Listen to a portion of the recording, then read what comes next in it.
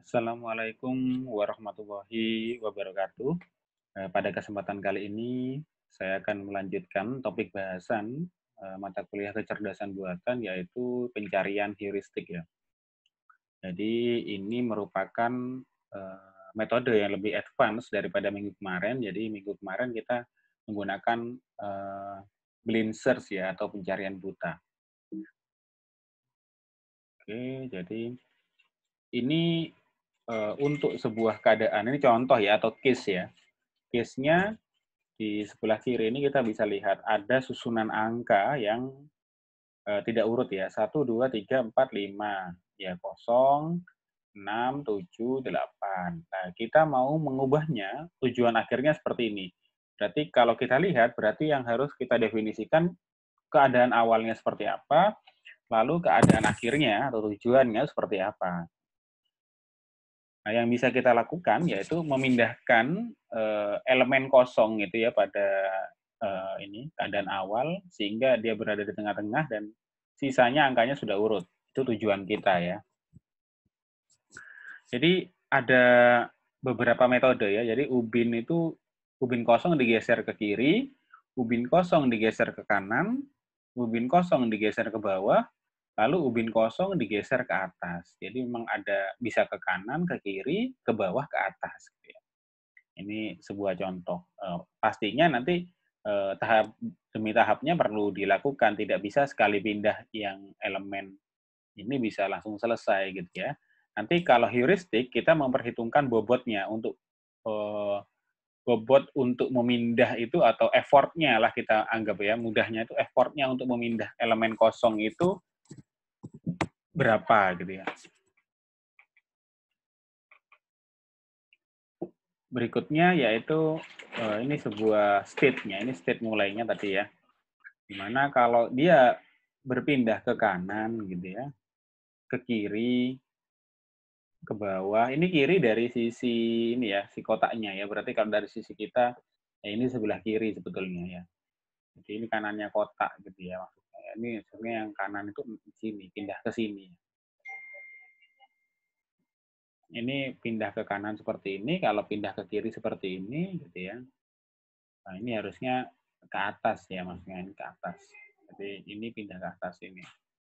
Ini ada nilainya atau bobotnya atau effortnya ya, mudahnya. Effort itu yang dibutuhkan untuk ke sini. Biasanya untuk pencarian tuh kita mencari yang lebih minimum gitu ya, lebih kecil gitu ya bobotnya atau effort yang kita butuhkan.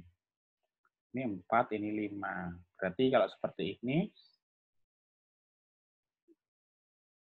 nah kita bisa memilih yang paling rendah yaitu effortnya 4 dulu gitu ya, dipindah ke bawah dulu gitu ya. Lalu setelah itu kita akan geser ke kiri atau ke kanan. Nanti kita lakukan pencarian. Kalau pencarian heuristik itu ada beberapa metode ya, ada generate and test, ada hill climbing, ada best first search, ada simulated annealing.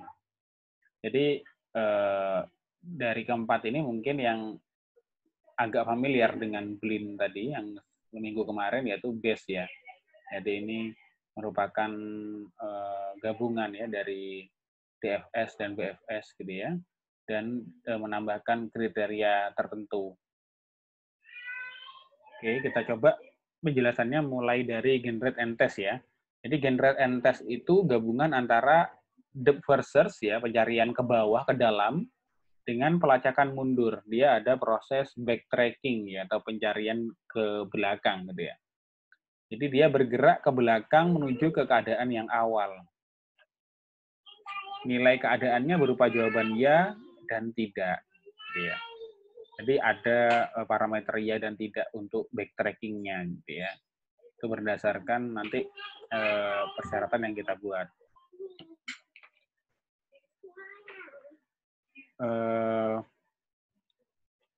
Jadi algoritmanya seperti ini kalau untuk generate and test. Jadi bangkitkan suatu kemungkinan solusi. Jadi solusinya kita bangkitkan dulu, lalu bandingkan node tersebut atau node akhir dari lintasan yang dipilih dengan kumpulan tujuan yang diharapkan. Jadi bandingkan node-node yang ada atau node akhir dari lintasan yang dipilih dengan kumpulan tujuan yang diharapkan. Apakah itu sudah sesuai enggak dengan yang diharapkan? Kalau tidak, maka dia tidak mencarinya sampai terlalu dalam gitu ya. Kalau DFS kan mencari sampai dalam sekali gitu ya. Nah, kalau generate and test tidak. Dites nanti misalkan pada node tertentu sudah tidak mungkin kalau dilanjutkan, dia tidak perlu melanjutkan. Dia geser ke ranting yang lain. Nah, itu contohnya dari generate and test. Lalu ulangi sampai solusi ditemukan. Lah, algoritma ini atau aturan ini itu kita ulangi sampai memang tujuan yang kita inginkan tercapai gitu ya.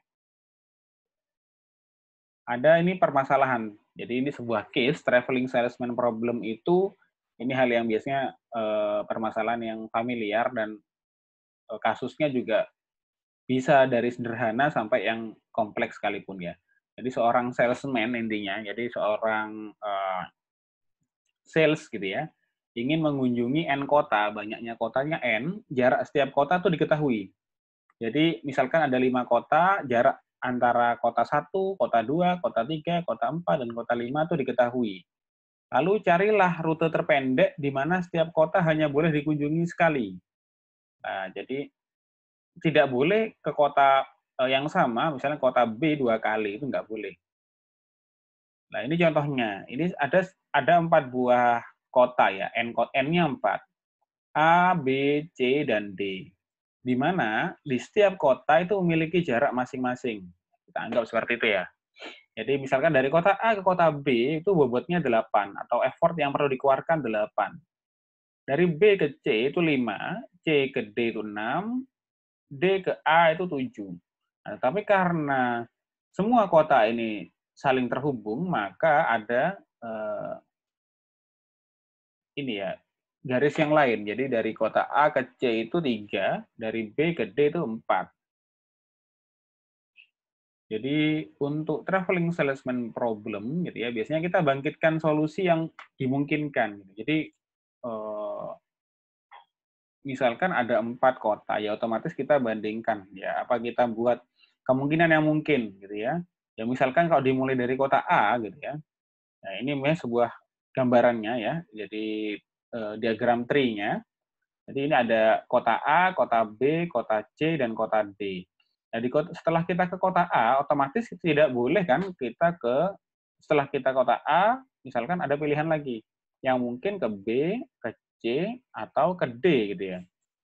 Nah, misalnya kita ke B, lah B tidak mungkin dia kembali ke A lagi. Jadi dia yang mungkin kalau A dan B sudah, berarti yang kota yang belum kan kota C atau kota D. Misalnya kota C kita kunjungi, maka yang terakhir D. Kalau D yang kita kunjungi, maka terakhir C. Nah, seperti itu mekanisme pembangkitan solusinya. Misalkan kita sudah kota A, lalu berikutnya kota C. Dari kota C yang mungkin yang belum, yaitu 2 kota lagi, kota B ataupun kota D. Kalau kota B, dia ke D. Begitu terus semuanya dibangkitkan, semua solusi yang mungkin gitu ya.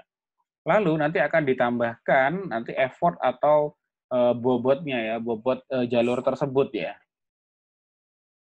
Nah, ini contohnya, gambarannya ya. Tadi bobotnya sudah kita tentukan, lalu pencarian pertama gitu ya. Jadi lintasannya A, B, C, D. Saya dari A jalan ke B, jalan ke C, jalan ke D. Saya total 8 tambah 5 tambah 6. Jadinya 19 ya. Jadi jarak solusi Anda itu 19 kalau lintasannya begini. Oh, gitu. Saya coba yang lain.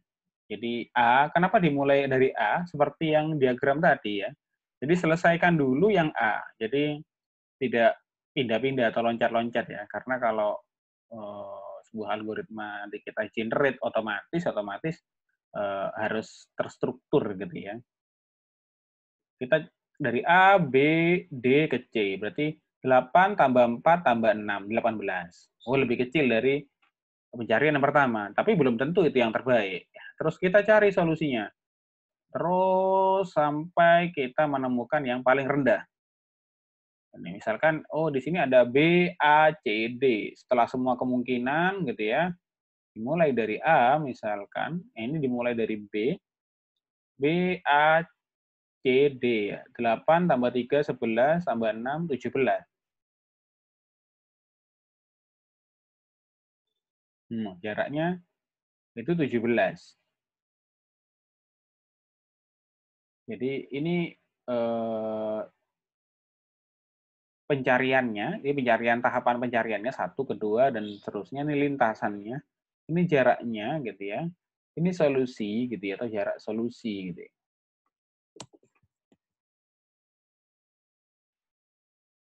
Jadi kalau jarak solusi, ini kan jarak lintasan. Kalau jarak solusi gitu ya, ini misalkan ya AC, B, D gitu ya.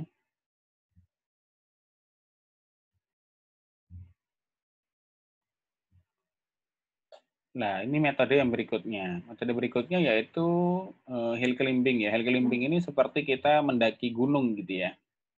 Jadi mirip dengan Gendert and Test, namun proses pengujiannya dilakukan menggunakan fungsi heuristik. Ada fungsi heuristik.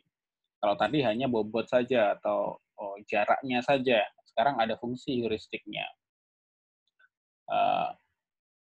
Oke, maksud saya tadi bukan bobot ya. Kalau pada Gendert and Test itu lebih tepat jarak ya. Jadi jarak saja. Nanti bobotnya itu ada lagi di setelah jarak ada bobot juga, itu di fungsi heuristik yang hill climbing. Pembangkitan keadaan itu bergantung pada feedback dari prosedur pengujian. Fungsi heuristik menunjukkan seberapa baik nilai perakiraan yang diambil terhadap keadaan lainnya. Jadi nanti setiap solusi itu ada nilai heuristiknya, fungsi heuristik gitu yang menunjukkan nanti seberapa baik nilai perkiraan yang akan diambil. Nah, untuk klasifikasi metode hill climbing sendiri ada 2, yaitu simple hill climbing, ada steepest ascent hill climbing. Ada 2 metode. Kita mulai dulu dari yang simple hill climbing ya. Jadi mulai dari keadaan awal, dilakukan pengujian, jika merupakan tujuan maka berhenti. Jika tidak, lanjutkan dengan keadaan sekarang sebagai keadaan awal. Jadi keadaan awalnya itu akan selalu berubah gitu ya. Misalkan melakukan pencarian itu bukan tujuannya, maka tujuan yang tadi menjadi keadaan awal di pencarian berikutnya gitu ya. Dikerjakan langkah-langkah berikut sampai solusi ditemukan atau sampai tidak ada operator baru yang diaplikasikan pada keadaan sekarang. Jadi pada keadaan sekarang itu sampai tidak ditemukan lagi atau tidak ada perubahan dia untuk keadaan sekarangnya. Jadi di sini cari operator yang belum pernah digunakan. Gunakan operator ini untuk mendapatkan keadaan yang baru. Jadi lalu evaluasi setiap keadaan tersebut. Nah, jika keadaan baru ini merupakan tujuan, jadi proses evaluasinya ada 3 nih ya. Jika keadaan baru merupakan tujuan, maka keluar. Jika bukan tujuan, namun nilainya lebih baik daripada keadaan sekarang, maka jadikan keadaan baru tersebut menjadi keadaan sekarang. Nah, jadi walaupun bukan tujuan, bukan berarti selesai. Ada proses evaluasi lagi gitu, yaitu merubah kondisi gitu ya, di mana keadaan baru tadi itu misalkan lebih baik, maka keadaan awalnya dirubah menjadi keadaan sekarang itu. Jika keadaan baru tidak lebih baik dari keadaan sekarang, maka lanjutkan iterasi. Kalau tidak lebih baik, maka ya dilanjutkan saja, tidak perlu dirubah keadaan sekarangnya. Jadi permasalahan climbing ini, algoritma itu akan berhenti jika nilai optimum lokal tercapai. Ya ini makanya kadang tingkat optimumnya belum tidak terlalu optimum ya, jadi lokal optimum gitu ya. Nanti mungkin saya jelaskan apa itu lokal optimum gitu ya, dan apa itu optimum global ya, biasanya kita sebutnya optimum global. Urutan penggunaan operator gitu ya akan sangat berpengaruh pada penemuan solusi. Jadi kalau seperti ini ya penentuan operator itu nanti akan menentukan seberapa cepat kita menemukan solusi. Lalu tidak diizinkan untuk melihat langkah sebelumnya. Jadi kalau Gendert and Test tadi kita lihat juga dulu kan, back melakukan pencarian ke belakang gitu ya. Kalau ini tidak diizinkan untuk melihat langkah sebelumnya. Jadi langkah yang sebelumnya ya sudah tidak perlu diotak-atik lagi gitu ya. Sekali jalan tidak bisa mundur gitu harapan. Jadi modelnya seperti itu hill climbing. Jadi kita akan menyelesaikan kasus TSP tadi, Traveling Salesman Problem, sama dengan metode Gendert and Test tadi. Kita akan menyelesaikan, jadi misalnya kita ini ada A, B, C, D ya, gitu ya. Otomatis eh, ada beberapa kemungkinan yang mungkin. Jadi di sini ditukar gitu ya. BACD atau yang ini ditukarnya yang Oke, ada ACBD, jadi ACBD gitu ya, ke sini ditukar untuk B dan C-nya. Lalu yang ini ABDC, jadi ditukar yang ketiga dan keempat. Begitupun seterusnya gitu ya, sampai semua kemungkinannya sudah dituliskan di sini. Nah, di sini kita ada nilai heuristiknya 19. Lalu ada kalau kita memilih yang BACD gitu ya, nilai heuristiknya 17.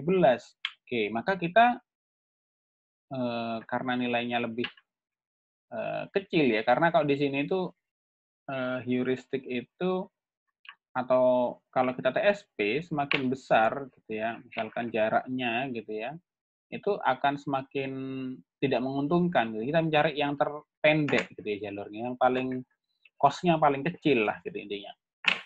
Nah, jadi karena 17, maka keadaan sekarangnya berubah di sini. Bukan lagi ke ABCD di sini, langsung BACD. Nah, yang mungkin lagi tukar 1 dan 2. BA ditukar. Nah, yang ini BC 1 dan 3 gitu ya.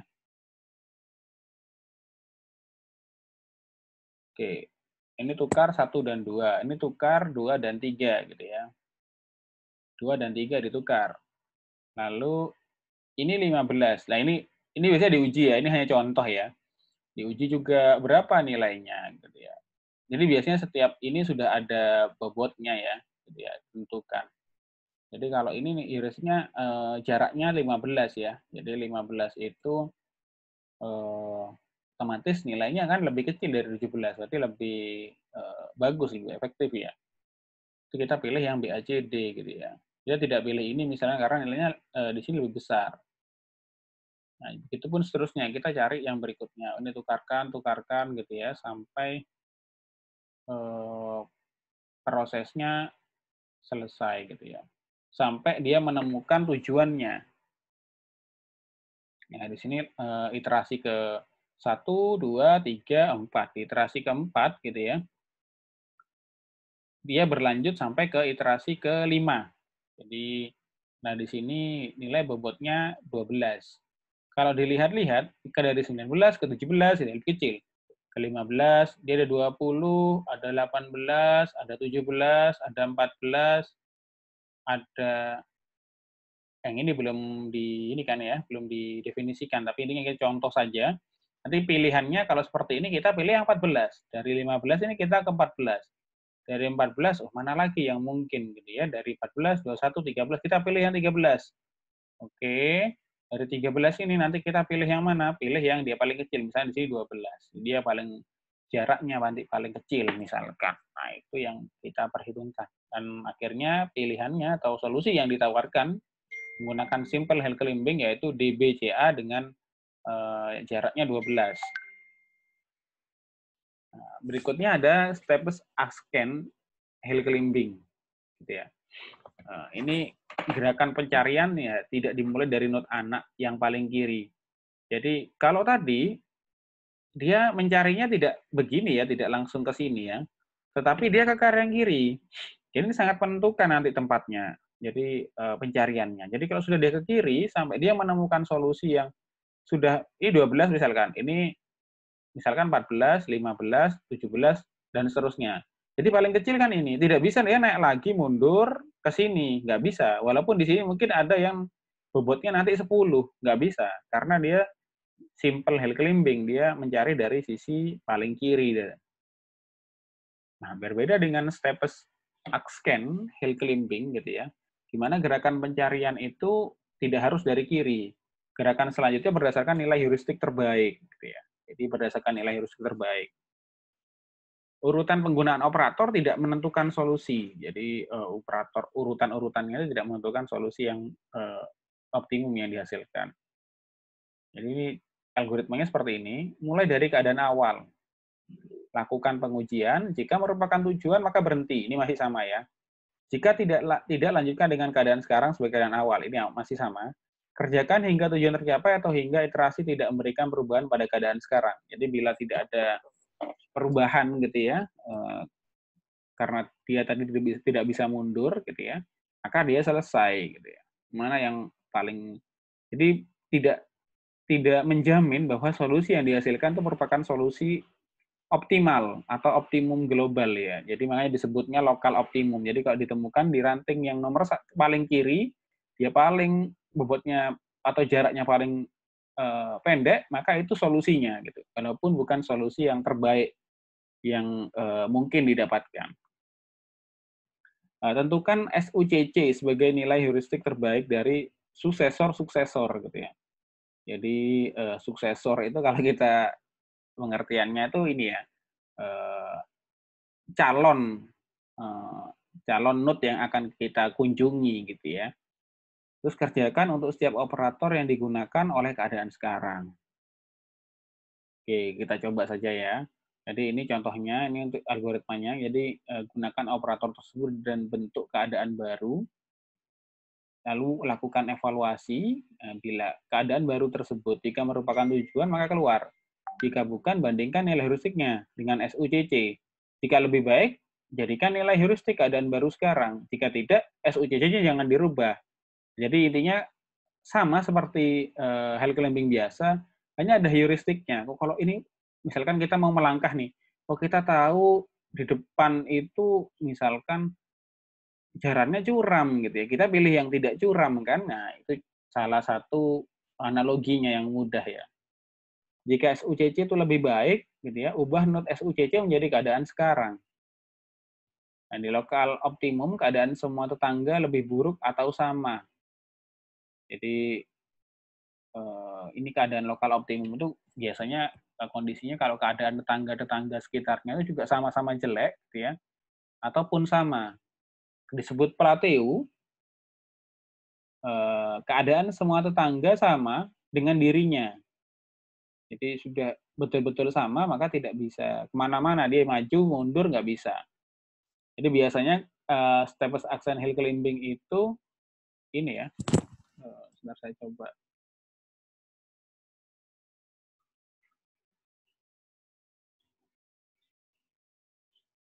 Biasanya seperti ini. Nah, oke. Nah, misalkan di sini nih dia melakukan pencarian terus. Nah, sampai sini nilainya kan semakin bagus ya heuristiknya. Nah, tapi sampai di titik ini, dia kalau ke sini nilainya kan rendah. Otomatis dia tidak bisa mencari di ranting lainnya misalkan. Ya, di sini sudah nih nilai optimumnya. Ini ketemu nilai optim, padahal di sini ada nilai yang lebih baik. Di sini ada nilai yang jauh lebih baik daripada solusi ini. Tapi karena metode tadi kalau eh, simple high climbing seperti itu, jadi tidak bisa kita gitu ya.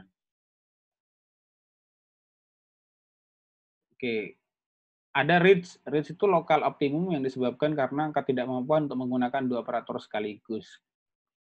Ada lokal optimum, ada plateau, ada reach gitu ya. Nah, ini kasusnya sama, TSP, Traveling Salesman Problem. Jadi tadi sama, A, B, C, D mulainya. Oke, di sini ada bobotnya 19. Oke. Lalu kita tukar.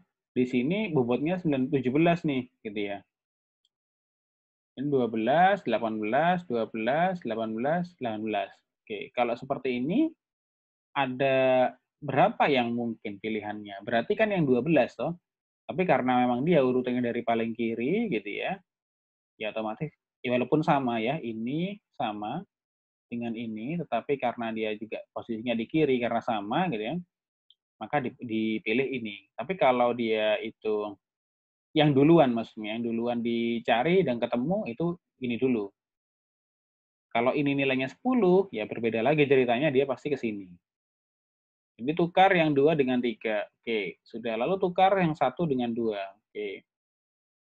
Tukar 2 dan 3. Nah, ini ada beberapa nilai ya. 15, 19, 13, 19, 16, 15. Kalau seperti ini pasti ke sini kan, ke 13. Jadi AC, DB gitu ya. Jadi tukar yang 3 dengan 4.